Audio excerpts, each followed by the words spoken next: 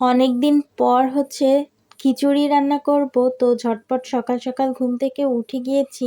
আর আমার হাজবেন্ড সকাল সকালে আবদার করেছে সে আজকে খিচুড়ি খাবে, খিচুড়ির সঙ্গে গরম গরম ডিম ভাজি। সো হ্যালো এভরিওয়ান, আসসালামু আলাইকুম, কেমন আছেন সবাই? এই তো সকালবেলা ঘুম থেকে উঠেই খিচুড়ি রান্নার জন্য প্রিপারেশন নিচ্ছি।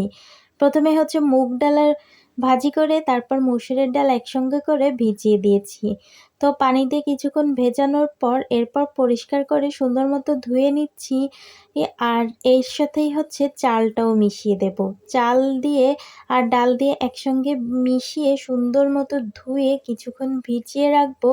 চাল আর ডাল একসঙ্গে ভিজানো থাকলে কিন্তু ভাতটা চালটা একটু বাড়ে, মানে একটু ফুলে মেলে, এজন্য কিছুক্ষণ ভিজিয়ে রেখেছি। তারপরে এই তো সব কিছু সুন্দর মতো কাটাকোটা রেডি করে নিচ্ছি। আর এইগুলো কুটতে বাছতে বেশি একটু টাইম লাগবে। আর কাটাকাটি করে একটু হচ্ছে হামানদিস্তা দিয়ে থেঁতো করে নিয়েছি, যাতে কুচি করতে অনেকটা সময় লাগবে। আর আমার হাতের অবস্থা একদমই খারাপ, কয়েক জায়গায় কেটে গিয়েছে। এরপর এই তো হাতে সুন্দর মতো মাখিয়ে নিচ্ছি। তারপর পরিমাণ মতো পানি দিয়ে রাইস কুকারে বসিয়ে দেব।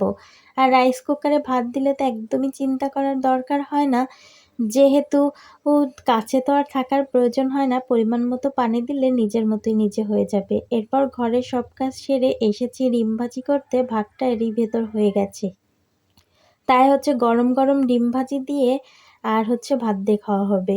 তো একটা ডিম ভাজি বসিয়ে দিয়ে আরেকটা রেডি করতে করতে একটা তলাটা একটু বেশি কড়া হয়ে গেছে, যা কোনো ব্যাপার না। এখন আমার জন্য ভাতের প্লেটটা রেডি করে নিলাম। এরপর খাওয়া দাওয়া শেষ করে দুপুরে রান্না করতে চলে এসেছি। আর আজকে দুপুরে কালি দিয়ে আর আলু দিয়ে পুঁটি মাছ দিয়ে চচ্চড়ি করব। তো যাই হোক, মাসের শেষ কিন্তু এখনও মাছের বাজারটাই করা হয়নি, অন্যান্য বাজার কম বেশি করা হয়েছে। তো ফ্রিজে তেমন কোনো মাছও ছিল না, এজন্য পুঁটি মাছ বের করেছি। পুঁটি মাছ একদমই অল্প ছিল, সেটা দিয়েই কালি দিয়ে আর আলু দিয়ে রান্না করব। কালিটা একদমই নতুন উঠেছে কিন্তু প্রচণ্ড দাম। তারপরও আপনাদের ভাইয়া, আমি যেহেতু কালি পছন্দ করি, সে তো অনেকগুলোই কালি এনে দিয়েছে। তো যাই হোক, এই তো চচ্চড়িটা হয়ে গেছে। আর এখন ভুড়ি রান্না করব। আর ভুড়ি বা বট যেটাই বলেন না কেন, ভুড়িটা আমাদের পরিবারের সবারই খুব পছন্দের। তো ভুড়ির ভেতরে একদম হালকা করে আলু দিয়ে নেব, এজন্য ডুবো তেলে একদম আলুটা ভেজে নিয়েছি। এরপর তুলে নেব। তুলে নেওয়ার পর এরপর আজকে পাটায় বেটে তারপর ভুড়ি রান্না করছি। তো যাই হোক, এই যে পেঁয়াজ, আদা, রসুন যা যা লাগে সেগুলো সব বেটে নিয়েছি, শুধু শুকনা মরিচের গুঁড়োটাই দেব। এরপর সুন্দর মতো কষিয়ে নেব।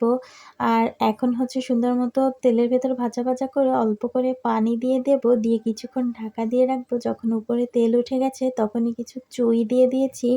অনেকেই হয়তোবা বলতে পারেন যে চুইগুলো এত কালো কেন, কারণ এটা আমি হাফ বয়েল করে ফ্রিজে ফ্রোজেন করে রাখি, যাতে আমি সারা বছরই খেতে পারি। এজন্য চুইটা একটু কালো হয়ে যায়। তো কোনো ব্যাপার না। এখন বড়িগুলো দিয়ে সুন্দর মতো কষিয়ে আবার হচ্ছে পানি দিয়ে দিয়েছি আরও সুন্দর মতো কষানোর জন্য। তো যাই হোক, এই তো ভালো করে কষিয়ে নিয়েছি, এখন ঝোল দিয়ে দেব। আর ঝোল দিয়ে কিছুক্ষণ রান্না করে একদম তেল ফুটে ফুটে গেলেই নামিয়ে ফেলবো। তারপর কিন্তু আমার ভুড়ি রান্না একদম কমপ্লিট হয়ে যাবে। তো যাই হোক, আজকের ভিডিওটা এখানেই রাখছি। সবাই ভালো থাকবেন, সুস্থ থাকবেন। দেখা হবে অন্য কোনো ভিডিওতে। সেই পর্যন্ত আসসালামু আলাইকুম, আল্লাহ হাফেজ।